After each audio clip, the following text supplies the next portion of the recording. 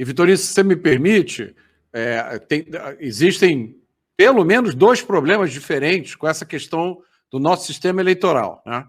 O primeiro, você tocou muito bem, é a urna. O que é a urna? A urna é um computador que roda lá dentro um software que alguém programou. Eu que estou votando, eu não sei qual é o software que roda lá dentro. Você não sabe, a Camila não sabe. Nós confiamos que seja um software correto, mas esse software poderia, não estou afirmando que faz, mas é ridiculamente fácil programar o software para ele fazer assim: a cada 10 votos que o Vitorino receber, tira um e dá para a Camila. Você, se você for um político, um candidato que tiver muito voto, você não vai sentir a diferença. Você teve 100 mil votos, né? Você deveria ter tido 110, 100, 110, você está eleito, acabou. Agora, o sujeito Zé das Couves lá, né, que recebeu os 10 mil votos que foram roubados de você, ele se elegeu. E ele não se elegeria. Então, esse é o primeiro problema. É a urna. A urna é um computador. O segundo problema é quando o voto sai dali e vai ser totalizado em outro local. De novo, a possibilidade de manipulação é enorme. Um tipo de fraude bancária que é muito conhecido é parecido com esse que eu descrevi. Você tem lá 3 milhões de correntistas, você vai lá e tira R$1 da conta de cada um.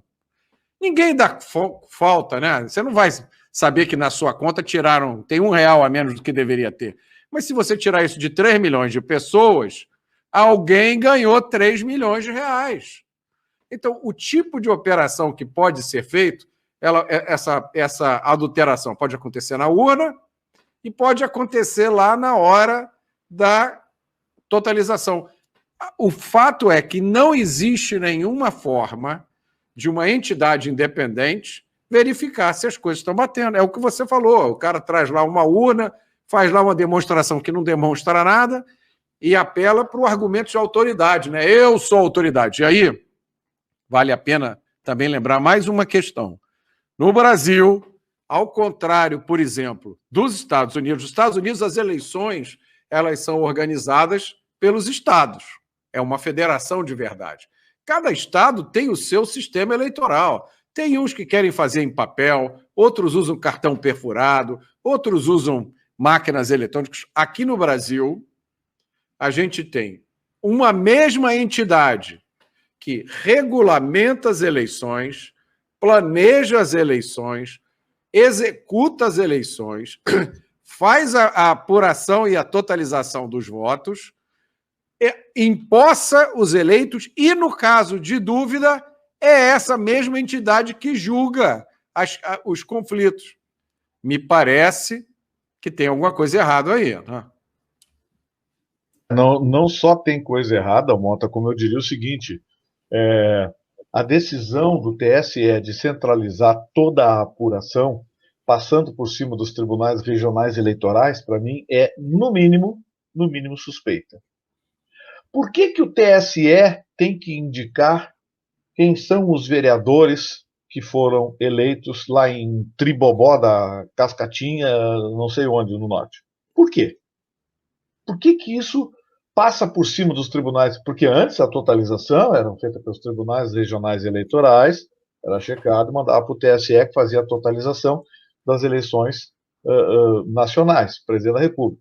Governadores, prefeitos, Assembleia Legislativa, Brasília ia a apuração nacional. Agora não, agora vai tudo para o TSE. Começou na última eleição. Na última eleição, um grupo de 8 profissionais e mais 3 ministros do TSE fecham-se em frente aos computadores e apresentam a totalização. Amigo, por que os presidentes dos partidos foram correndo quando o seu Alexandre de Moraes estalou o dedo? Olha, vamos conversar sobre a urna. Foi todo mundo correndo, saiu todo mundo lá falando mal da urna. Isso me faz crer, com muita convicção, Mota, de que no Brasil, daqui por diante, se algo não for mudado, e o mudado, leia-se, voto impresso auditável, a decisão de quem será eleito ou não será mais do povo. A eleição, a votação, vai ser um mero jogo de cena. Eu faço essa afirmação aqui e afirmo em qualquer lugar a mesma coisa. Sem voto auditável, as eleições no Brasil estão sob suspeição. E não é só em relação ao Bolsonaro. É em relação aos estados, ao Senado, à Câmara Federal, aos governadores, enfim. Só vai ser eleito quem passar pelo crivo de um pequeno grupo, de uma dúzia de pessoas do Tribunal Superior Eleitoral, que vai abrir a porta e anunciar a totalização. E mais, o voto que eu quero é vota, sai um papelzinho, mesmo que a gente recebe, né, comprovante de votação, com o seu voto o eleitor confere, ele vai lá, dobra e coloca na urna em frente ao presidente da mesa.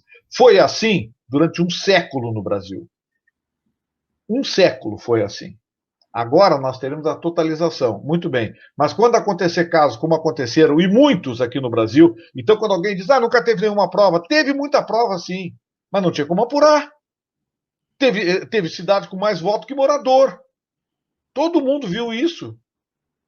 Então, assim, a coisa é tão evidente, a coisa está tão escancarada, que hoje você falar contra o voto impresso, na minha opinião, é dizer o seguinte, olha, eu quero o trambique, porque eu vou me dar bem no trambique.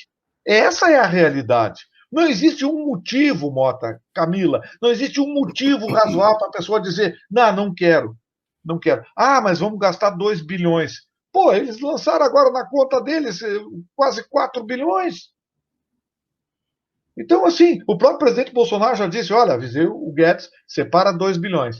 Vai ser para as impressoras, teremos voto impresso no Brasil. Por que esse medo? Por que esse medo do voto auditável? Por que estão correndo? Aí tem idiota que diz, vamos voltar à pré-história, voto no papelzinho. Quem disser isso é um babaca. É um babaca, porque vai sair um papelzinho pronto, impresso com o seu voto. Você vai conferir, dobrar, colocar na urna em frente ao presidente. Vai continuar em segredo, não vai ferir Constituição nenhuma, porque o seu Gilmar Mendes se mostrou absolutamente desinformado quando deu aquele parecer contra o voto impresso. A lei já existe, ela foi bloqueada pelo STF, e hoje a gente começa a entender por quê. Então, assim, essa concentração de poder em mãos de ministros, essa concentração de poder que você alertou, ou seja, quem cria, projeta, operacionaliza, executa, contabiliza e depois divulga, é a mesma pessoa. E essa mesma pessoa vai julgar se teve problemas ou não. Para aí! Estou achando que a gente é bobo. Só pode ser.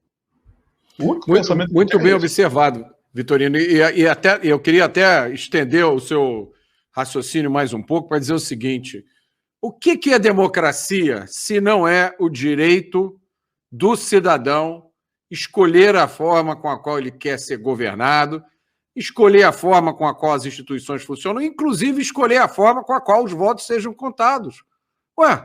Então a democracia é submeter à vontade da maioria do povo a sabedoria e a iluminação de meia dúzia de pessoas que sabem mais do que todo mundo, e se o povo brasileiro resolver, como vários estados americanos resolveram, eles querem um processo meio manual mesmo.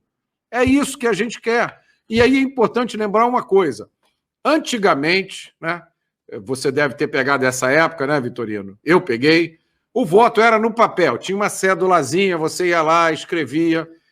Tinha fraude, sim, claro que tinha. Tinha gente que trabalhava na apuração, pegava uma caneta, rasurava o voto, mudava o nome. Mas aquela fraude era uma fraude localizada. Nenhum cidadão brasileiro tinha o poder de alterar o resultado nacional. O que você fazia, você podia, né, botar uns votos ali, eleger um candidato, prejudicar outro, mas no momento em que você tira esse papel e coloca tudo isso num único computador, localizado lá, né, num local remoto, você ganha o poder de, com um toque de um botão, você muda um resultado nacional. Isso nunca foi possível. As pessoas precisam entender isso. Eu vi uma pessoa que colocou aqui um comentário: eu trabalhava na apuração, na época do voto em papel, tinha multifraude. Ninguém está dizendo que não tinha fraude, não. Mas era uma fraude de uma outra natureza. Ela não tinha o impacto que tem agora. E aquela fraude, bem ou mal, você tinha uma forma de identificar. Você ia lá, pedia, cadê a cédula sumiu. Não, tem problema. Você pegava a cédula, estava rasurada. Agora não tem nenhuma forma de você verificar nada. Então, gente, vamos entender o que a gente está falando. Tá? Vamos dar ao povo brasileiro aquilo que na democracia é direito do povo, de determinar a forma com a qual ele quer que as instituições funcionem. Se a maioria do povo brasileiro quer um voto auditável, impresso, da forma que o Vitorino descreveu, ou alguma forma parecida, o povo brasileiro é soberano. A Constituição brasileira, ela existe para servir ao povo e não para servir aos desejos de meia dúzia de iluminados, né? Falando em iluminados, senhores, o Gilmar Mendes, que foi contra o voto impresso, ele é a favor dos 6 bilhões do fundão. É uma piada com o povo.